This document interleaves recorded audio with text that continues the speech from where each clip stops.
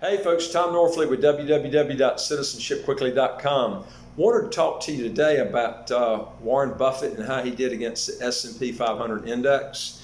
If you get a chance, pull up property. It's actually called Guru Focus. It's GURUFOCUS. And what it does is it will show you the best fund managers in the world. But it's got Warren Buffett's track record dating all the way from 1980 to 2018. So we're looking at roughly about a 38-year period.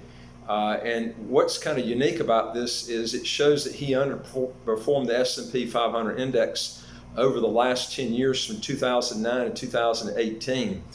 And the reason I'm showing you this is I did in one of my other videos, he's going to be leaving about 90% of his assets.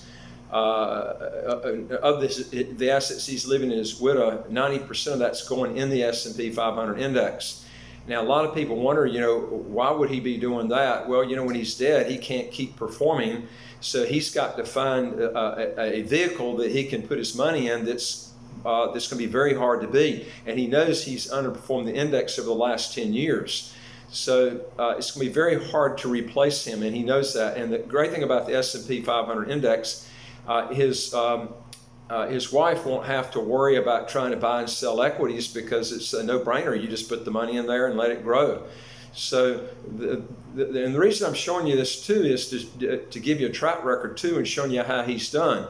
If you go back over from 1980, now, like I mentioned to you, he's underperformed the index over the last 10 years, roughly 1.3% per year, which if you accumulate that,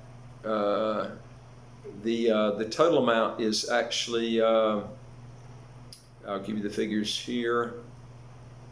The last 10 years is 1.32% per year.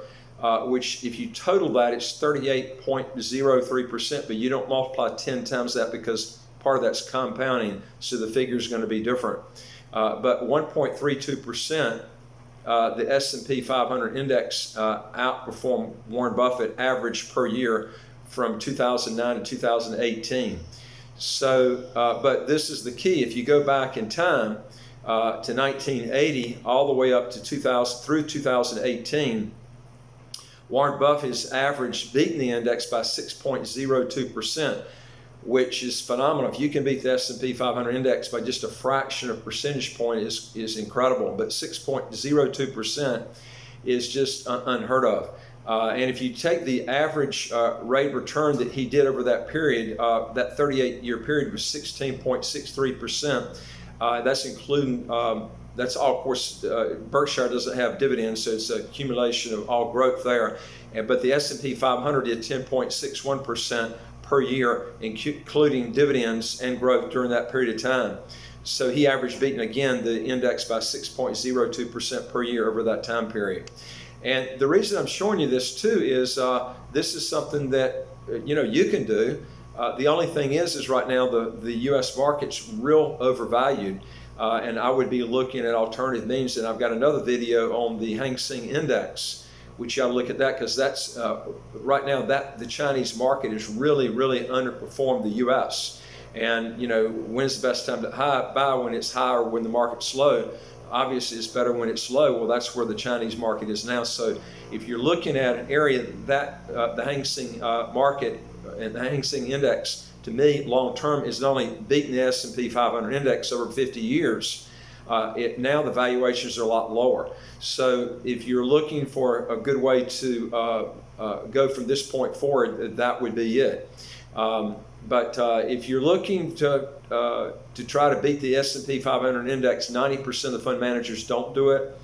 It's a lot easier to just ride the index, or not have to be necessarily the S&P 500. It can be the Hang Seng Index, but both of them have done real well. But the Hang Seng right now, the valuation, like I say, the P/E ratio is a lot lower than the S&P 500 Index.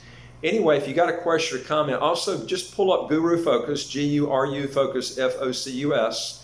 You can pull it up. It's in fact, you've got part of the newsletter. You can actually look on it. It's free. You can get the premium, which will cost you, but you really don't need it. And you can pull up Warren Buffett's holdings. It's very easy to follow his holdings. He rarely sells. In fact, his top 5 holdings represent about 70% of his portfolio. So literally just taking the top 5 holdings, you can mimic his portfolio 70% roughly with just those holdings. Anyway, if you got a question or comment, if you put it below, and I'll see what I can do to help you in answering it. Also, if you got if you're interested in getting new videos as they come out, just hit the subscribe button to the right of the screen there. We'll get them back to you as soon as they get issued. And I appreciate your time, and I'll look forward to talking to you on the next video. Take care. Bye.